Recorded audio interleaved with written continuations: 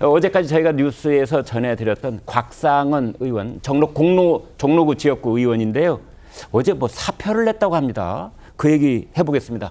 양 기자님. 네, 그렇습니다. 어제 이제 그 곽상은 의원이 원내 부대표직에서 사퇴를 했습니다. 이 사퇴 시점이 공교롭게도 이재명 전 대표가 출마 선언을 하면서 검사 탄핵에 대해서 굉장히 강경 발언했잖아요. 네.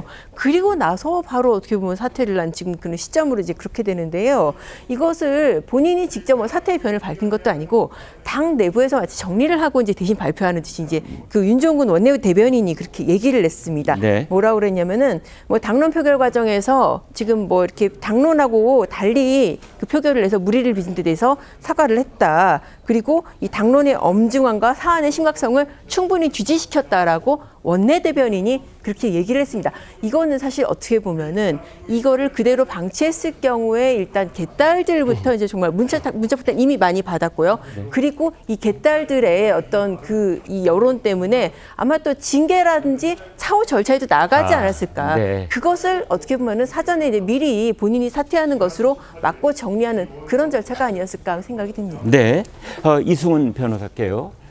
지금 원내대표가 한 명입니까? 원내 부대표 말이죠. 한 명입니까? 여러 명입니까? 원내 부대표 여러 명으로 여러 명이죠.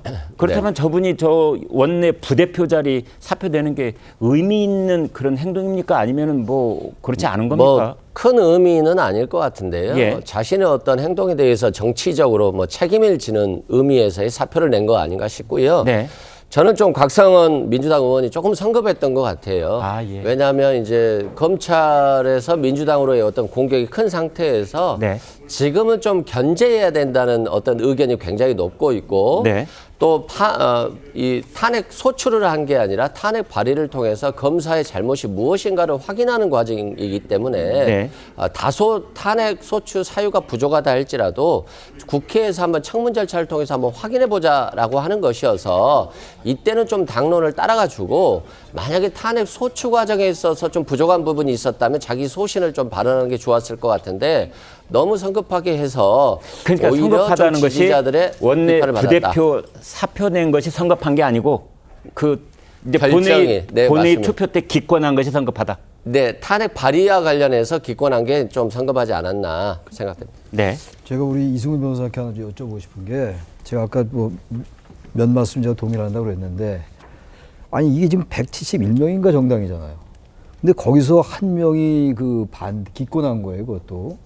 근데 물론 여러 가지 이유가 있겠죠. 그 이유를 정확히 제가 물어보지 않아서 알 수는 없겠습니다만 원내 부대표라는 직은 그래도 상당히 의미가 있는 직책 아니겠어요. 근데 저기에 대해서 국회의원이 헌법과 법률에 따른 양심에 따라서 특정 정치 이슈에 대해서 기권을 한 거잖아요. 거기 책임을 진다고 얘기가 되는 거예요, 지금. 왜 책임을 져야 됩니까? 난 여쭤보고 싶어요.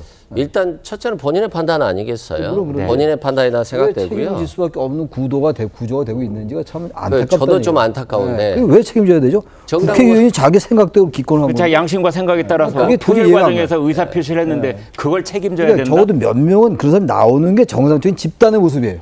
근데 도대체 민주당은요, 저거 어쩌다 기권한 걸 가지고 저 지금 뭐 잘못했기 때문에 낸 거라고 또 이런 식으로 이제 합류하고 그러잖아요. 당에 또 이어지게 있는 분들. 그래서 정께서 이승훈 변호사께서도 여기 나오셔서 그런 부분도 좀 비판해 달라. 그래야지 민주당들도 좀 의원들도 바뀌기로. 이거 도대체가 제가 이재명 대표 상당 부분 동의하는 게 많이 있어요. 네. 전혀 반대하는 거 아닙니다. 그리고 윤석열 정권에 대한 비판도 제가 많이 합니다만 적어도 이 민주당에 대해서 너무 과도하게 한편에 편향돼 있어요. 편향은 무조건 나쁜 겁니다. 그래서 제가 존경하는 이승훈 변호사 후배지만 제가 이런 말씀 제가 아주 죄송하지만 드리는 겁니다. 네. 제가 말씀드리면 정당 문화가 아까 30년 후퇴했다고 했잖아요. 네. 뭐 저도 일부 동의를 하고 있고요. 다만 지금 이재명 대표의 문제라기보다는 지금 윤석열 정부의 검찰이 너무나도 강혹하게 하니까 당원들이 똘똘 뭉쳐 있어요. 이 분노가 좀 커져 있어요. 그래서 여기에 따라가지 않으면 당원들에 의해서 지금은 국회의원도 되기 힘들고 최고위원도 되기 힘든 상황이에요. 네. 그래서 이재명 대표의 눈치를 보기보다는 지금은 당원들이 똘똘 뭉쳐있기 때문에 이 분노의 표심에 어느 정도 반영하고 있는 거 아닌가 싶습니다. 알겠습니다. 저기까지. 곽상원 의원 이 사태에 관련해서 지금 민주당 의원들도 얘기하는 게요. 그러니까 단 하나의 절차만 추가적으로 있었으면 아쉬울 게 없었다. 이 얘기를 하는 것이 의원총회에서 좀 논의하는 시간을 조금이라도 가졌으면 어땠을까라는 얘기를 하거든요. 그러니까 네.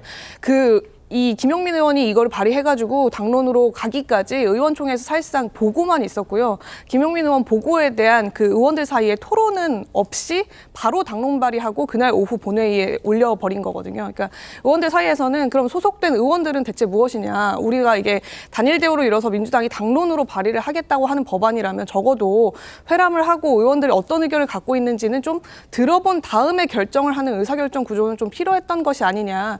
그럼 그 사이에 곽상원 의원도 본인의 뜻을 얘기를 했을 것이고 곽상원 의원에 대한 설득을 하는 작업도 이루어졌다면 그런 표결이 나오지는 오히려 않았을 것이다. 이런 얘기를 하고 있습니다. 근데 또 일각의 의원께서는 그렇게 되면 당론 발의 하나도 못한다. 이렇게 얘기를 하거든요. 네. 그렇게 해서 의사결정을 다 거치고 의원들 얘기 하나하나 다 들으면 그 당원들이 바라고 이재명 대표가 바라고 그 민주당을 바라보는 지지층이 원하는 당론 발의를 할 수 없게 된다. 이렇게 얘기를 하는 의원들도 있어서 지금 내부에서도 일촉즉발의 상황이 이어지고 있는 건 맞는 것 같습니다. 네, 최재원 기자, 민주당의 최근 상황 설명 고맙습니다.